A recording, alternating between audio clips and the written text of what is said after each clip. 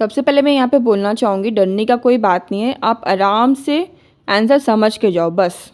Hello दोस्तों, मैंने बहुत ही अच्छी तरीके से MPS 003 के क्वेश्चंस दिए हैं ताकि आपको कोई प्रॉब्लम्स ना हो। आप सिर्फ आंसर सर्च करो और आराम से आप अपना एग्ज़ाम्स का तैयारी करो।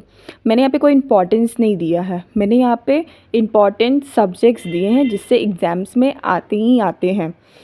और बहुत सारे ऐसे इम्पॉर्टेंट सब्जेक्ट्स हैं जिसका मैं अभी बता दूंगी कि ये ज़रूर पढ़ के जाइएगा और बाद बाकी आप अच्छे से समझ कर ज़रूर जाइएगा। जैसे अभी आएगा जो question Gandhi views on development, तो ये वाला इम्पॉर्टेंट है, एग्ज़ाम में दे ही देता है एग्ज़ामिनर, तो ये वाला भी सॉल्व करके जाइएगा यूनिट 1 का। फिर है डिबेट्स मॉडल, ये उतना इम्पॉर्टेंट नहीं है, बस इसका क्वेश्चन आप नेट पे समझ कर जाइएगा।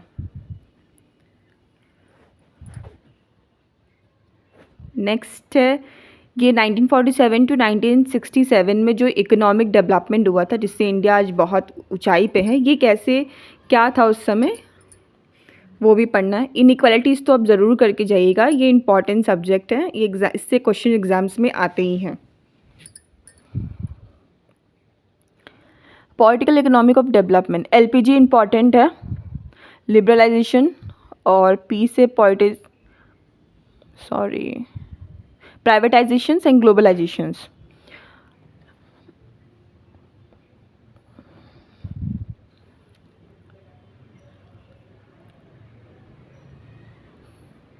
ये भी इम्पॉर्टेंट है, इसको भी पढ़ के जाइएगा। पार्लियामेंट्री, लोकसभा, राज्यसभा, ये एग्ज़ाम्स में पूछ सकता है पर उतना भी इम्पॉर्टेंट नहीं है, बस समझ के जाइएगा। ब्यूरोक्रेसी, पुलिस, आर्मी और क्या सेवाएं करती हैं देश के लिए, ये सारी चीज़ें भी आप समझ के जाइएगा, इससे भी एग्ज़ाम्स में क्वेश्चंस आते ही हैं। जुडिशरी तो ज़रूर पढ़ के जाइएगा, जुडिशरी का क्या रोल है ये ज़रूर पढ़ के जाइएगा। ये 73 एंड 74 मोस्ट इम्पॉर्टेंट है, एग्ज़ाम्स में आने के इसके चांसेस काफ़ी ज़्यादा हाई होते हैं। अगर बाय चांस किसी को ना समझ में आए तो वो छोड़ भी सकते हैं इसको। पंचायती सिस्टम भी इम्पॉर्टेंट है, एग्ज़ाम्स में आता है। ये दोनों क्वेश्चन एक यूनिट से पूछे ही जाते हैं, चाहे ये पूछे चाहे वो पूछे। ये भी इम्पॉर्टेंट है, walker and peace and movement जो हुआ था, पीस एंड मूवमेंट बहुत ईजी है, आप आराम से कर लोगे।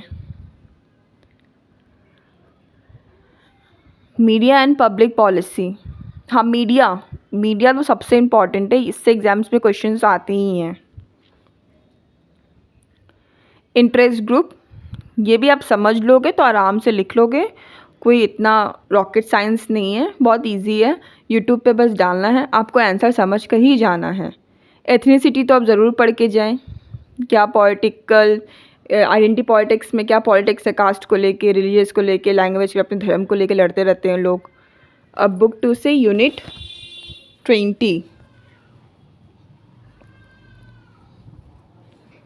बस आपको समझ कर जाना है आंसर। Human development